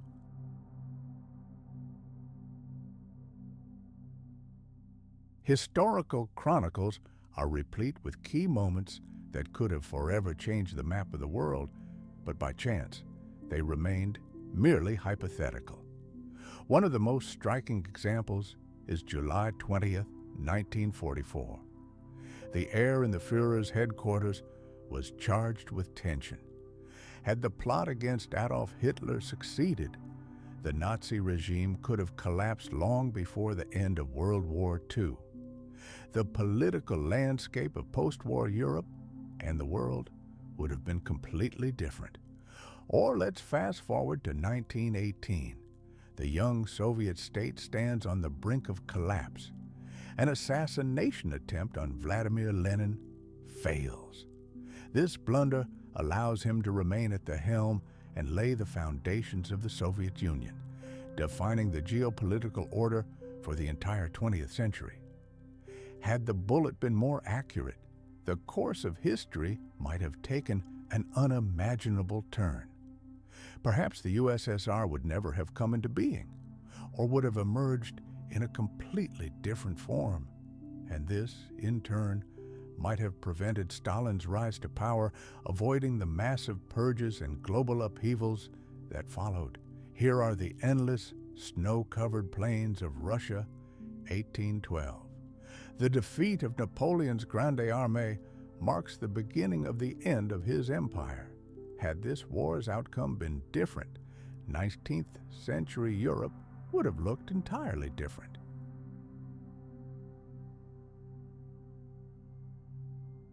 The defeat of the French forces put an end to Napoleon's ambitions for continental domination and allowed the old monarchies to redraw the world map at the Congress of Vienna. Had Napoleon won, the events leading to the First and Second World Wars might have unfolded in ways we cannot even imagine today. Or let's look even further back into the past. 9 AD, in the dark shadow of the Teutoburg Forest. Here, in the Germanic marshes, 3 invincible Roman legions were completely annihilated by barbarian tribes. This crushing defeat forever halted Rome's eastward advance and the process of Romanization in Germany. Had the Romans prevailed then, it could have led to a completely different development of European nations, their languages, legal systems, and social structures. But it's not only wars and conspiracies that hold the threads of fate in their hands.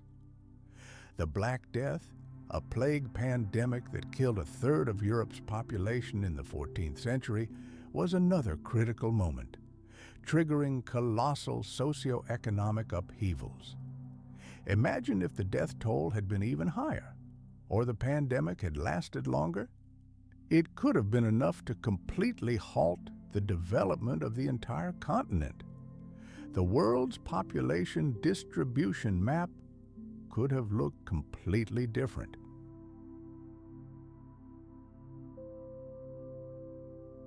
Catastrophic famines, economic collapses, the Jamestown colony in North America, which almost perished at its very beginning.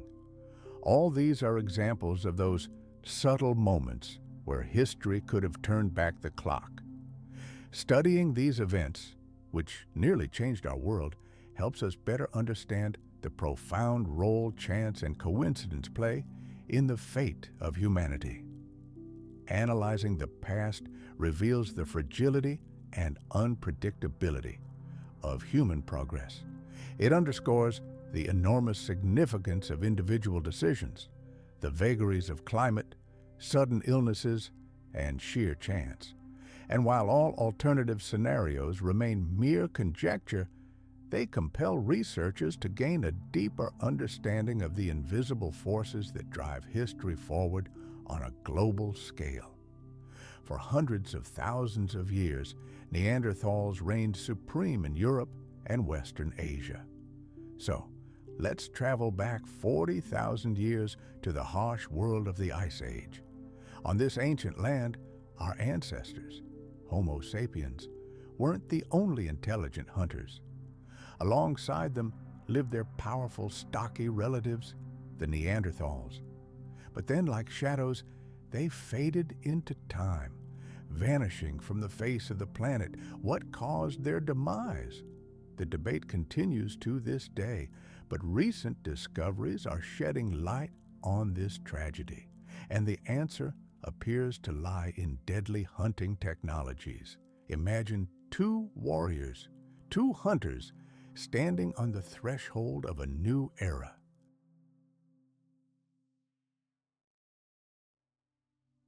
Scientists studying ancient artifacts found at sites from that era have noticed a striking difference. During the period when two human species shared the same planet, our ancestors made a revolutionary breakthrough. They developed ranged weapons, light spears designed for throwing, and perhaps the first bows and arrows. These weapons allowed them to strike targets from a safe distance.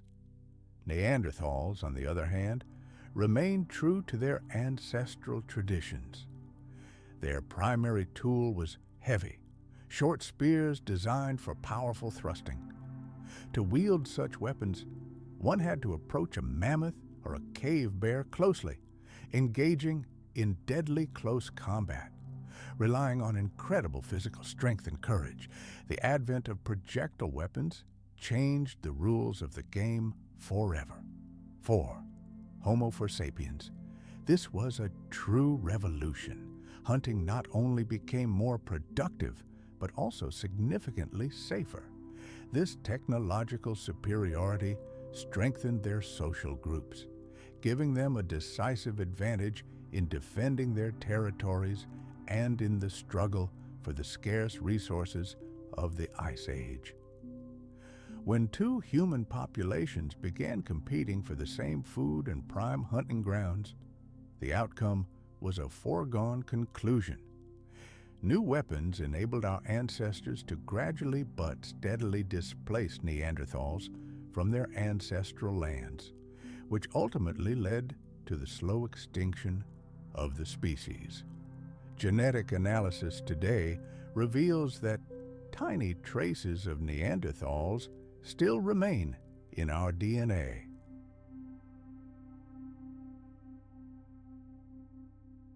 This suggests that contact between the two species did occur, sometimes resulting in the production of shared offspring. Yet, it seems it wasn't these rare encounters that sealed their fate.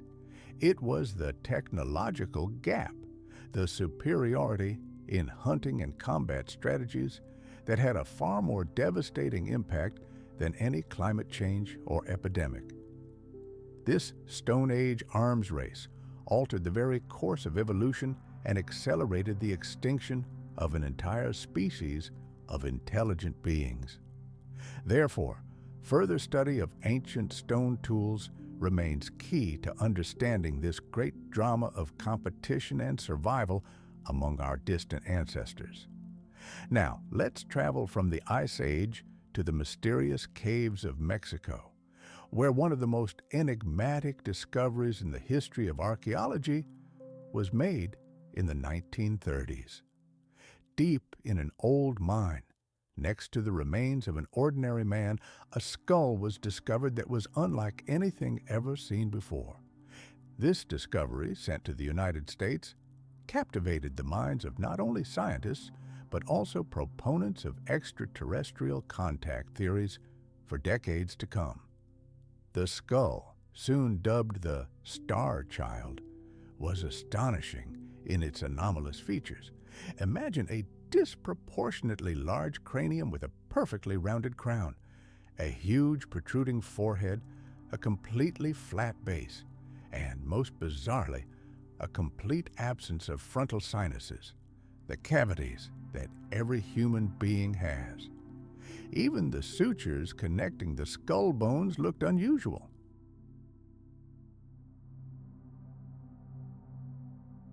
The first researchers were stunned. The ratio of the child's cranial volume to its estimated body size was many times greater than all known medical norms. This gave rise to a wave of daring hypotheses. The most popular of these held that this skull, found in the wild mountains, might not have belonged to a human, but to a creature born from the union of a human and a member of an alien race. However, when modern science entered the picture, the mystery began to clear up. Genetic analysis and detailed medical examinations settled the debate. Scientists confidently stated that the skull belonged to a human child, approximately 5 years old, and its shocking appearance was the result not of cosmic origin, but of tragic congenital conditions that severely deformed its bones. Such anomalies could have been caused by hydrocephalus, a condition commonly known as water on the brain, or craniosynostosis, in which the skull bones fuse prematurely. Both conditions lead to monstrous intracranial pressure, which literally pushes and distorts the growing skull. Underdeveloped sinuses and a flat base are also known symptoms of a number of rare genetic syndromes in children. From a scientific perspective, the star child skull leaves no room for hypotheses about hybridization with other species. Ancient DNA analysis has shown that this unfortunate child's genome is 100% human without the slightest trace of foreign genetic material.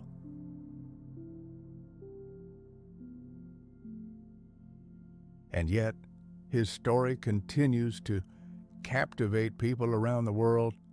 His unearthly appearance and the mysterious circumstances of his discovery have transformed him into a powerful symbol of how the rarest biological anomalies can give rise to entire legends and the most incredible theories in the public consciousness.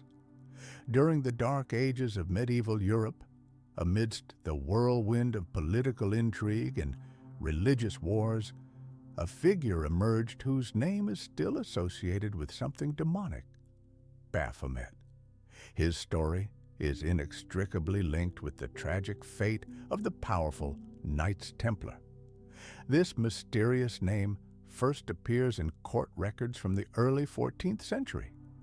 At that time, the King of France, Philip the Fair, and Pope Clement V joined forces to destroy this wealthy and influential military religious order.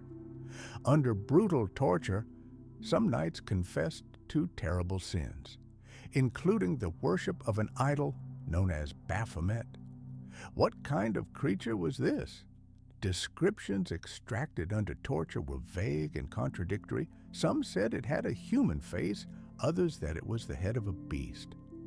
Today, most researchers agree that Baphomet never existed.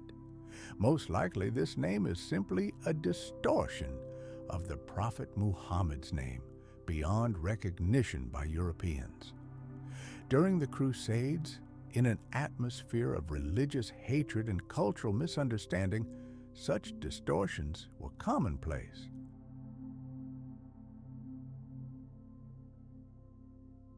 The accusation of worshiping Muhammad was a convenient pretext to brand any enemy a heretic and bring them to trial. After the Knights Templar were defeated and its leaders burned at the stake, the legend of Baphomet took on a life of its own. It permeated European folklore, gradually acquiring new sinister details and transforming into the image of a true demon, one that never actually existed in mythology. A new chapter in this story began in the 19th century. The French occultist Eliphas Levi took this vague image and gave it an entirely new, shocking form. He depicted Baphomet as a creature with a goat's head, a female torso, wings, and a host of magical symbols personifying the duality of the world. This image, now bearing almost no resemblance to the unfortunate Templars, became a central symbol in Western esoteric teachings and eventually merged in the popular consciousness with the modern concept of Satan. The story of Baphomet is a striking example of how languages, cultures, and religions intertwine over centuries. How political propaganda and the lust for power can give birth to lies that, beginning with a mispronounced name, become a powerful symbol of evil in the collective consciousness. But here's a completely different story, not one of conflict, but of cultural fusion. It's the tale of Gonzalo Guerrero, a Spanish sailor who became a unique example of the complete absorption of Native Americans into the world in the early 16th century.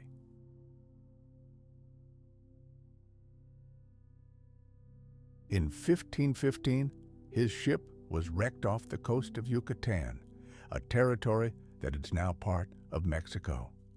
Guerrero and a handful of survivors were captured by Mayan warriors. The fate of most of his companions was horrific. They were either sacrificed to the gods or enslaved. But Guerrero's fate was different. He managed to survive and gradually began to adapt to a life alien to him. He learned the complex Mayan language and adopted their faith and customs. His courage and military skills did not go unnoticed, and over time, he earned incredible respect, becoming a military leader named Nakan. He didn't simply live among the Maya, he became one of them, helping them organize their defense against their former compatriots, the Spanish conquerors.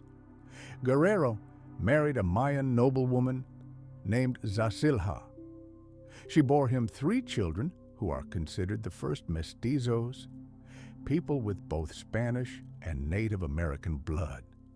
According to colonial chronicles, he covered his face with ritual tattoos and pierced his ears to blend in with his new brothers. He immersed himself so deeply in Mayan culture that years later, when Hernán Cortés himself arrived in these lands and invited him to return to the Spanish, Guerrero flatly refused. His choice became the subject of fierce debate among historians and revealed the complexity of the interaction between the two worlds. The story of Gonzalo Guerrero is more than just a tale of conquest.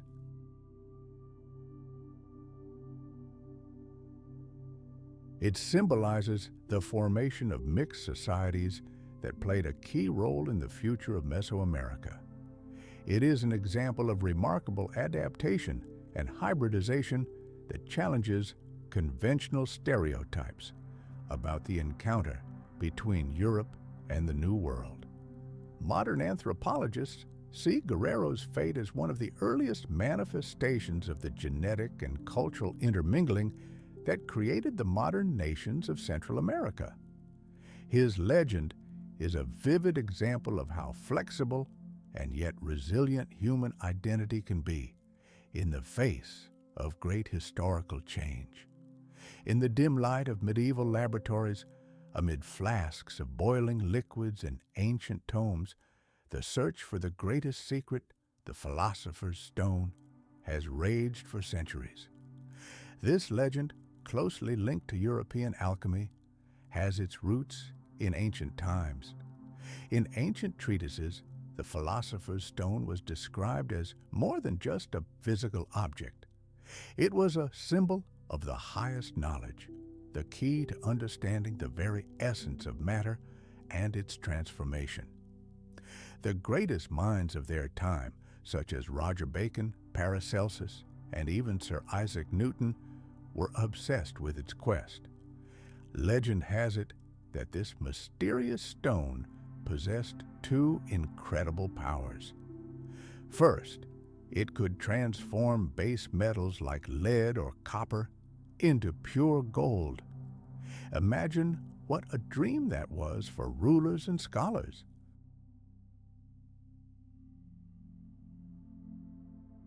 Second, it was believed to be the main component of the elixir of life, a miraculous drink capable of granting perfect health and eternal youth, essentially, immortality.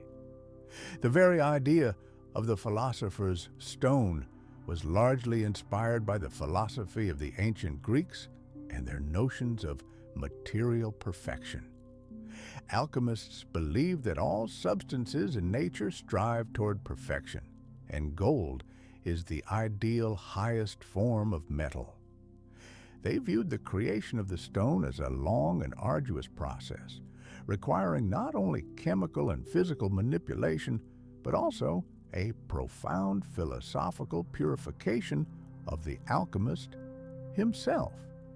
In esoteric texts, such as the Corpus Hermeticum, the philosopher's stone also served as a metaphor for spiritual transformation, a symbol of the transfiguration of the soul, which was far more important than material wealth.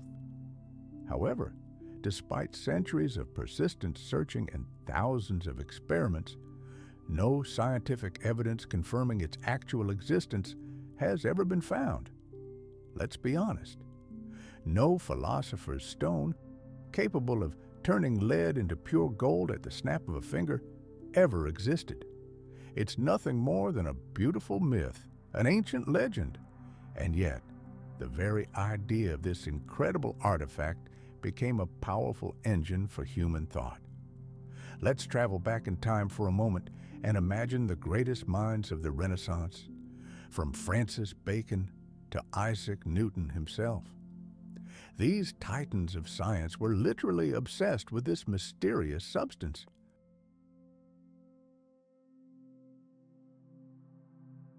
They spent years and decades in their laboratories trying to unravel its great secret. And in the course of this seemingly futile search, they unknowingly laid a solid foundation for all of modern chemistry. The very dream of miraculously transforming matter spurred science to incredible discoveries. And today, the philosopher's stone is no longer just an alchemical fable. It is a powerful cultural symbol of man's eternal, insatiable desire for knowledge, for power over matter, and for the complete transformation of the world around him. But what if I told you that ancient civilizations truly possessed a metal far rarer and more valuable than any gold, a metal that literally fell upon them from the skies?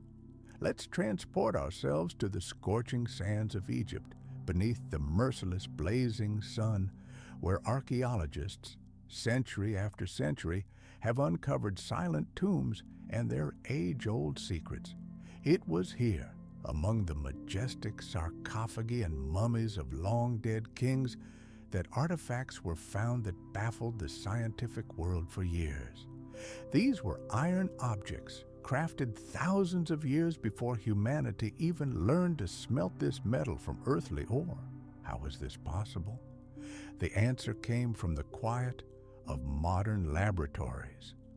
When these ancient blades and amulets were subjected to meticulous chemical analysis, the instruments revealed something incredible.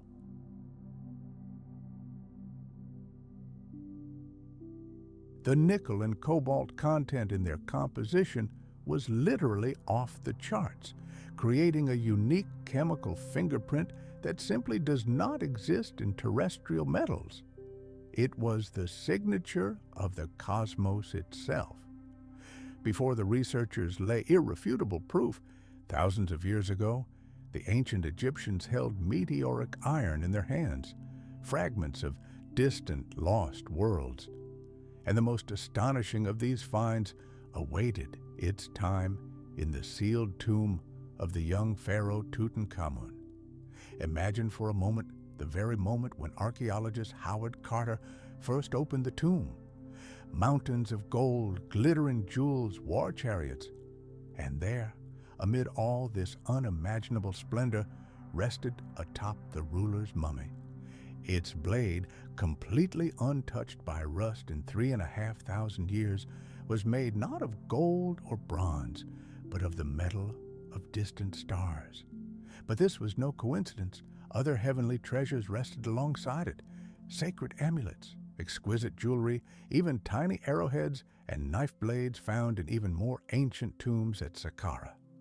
Just think, these objects were skillfully forged a full millennium before the first iron ore furnace ever blazed in the Middle East. This was knowledge that was hundreds and hundreds of years ahead of its time. And we find evidence of this not only in burial chambers, but also on the stone itself. On the walls of majestic pyramids and temples, among images of gods and pharaohs, ancient scribes left us a message: mysterious hieroglyphs.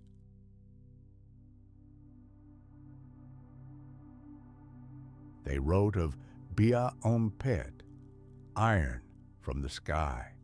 And this isn't just a beautiful poetic metaphor, it's a direct indication that the Egyptians understood perfectly well the origin of this amazing material.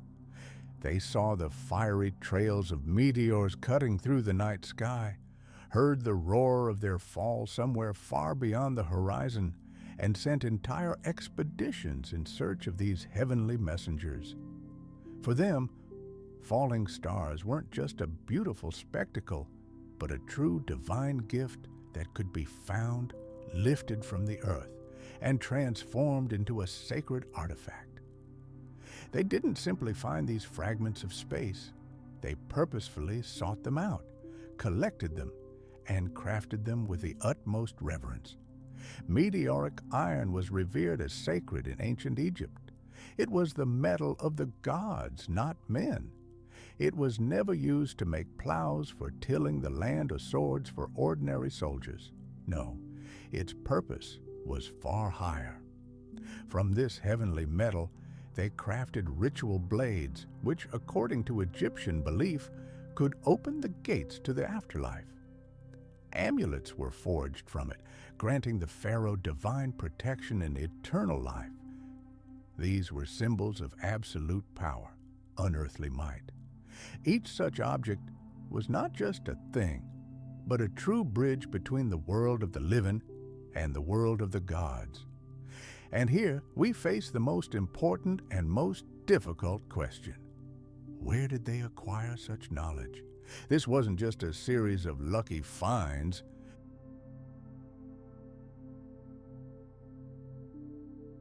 The ancient Egyptians clearly distinguished heavenly iron from the ordinary earthly iron they occasionally obtained as a byproduct of primitive copper smelting. This speaks to an astonishing, almost incredible level of knowledge in the field of materials science, a keen observation that was thousands of years ahead of its time.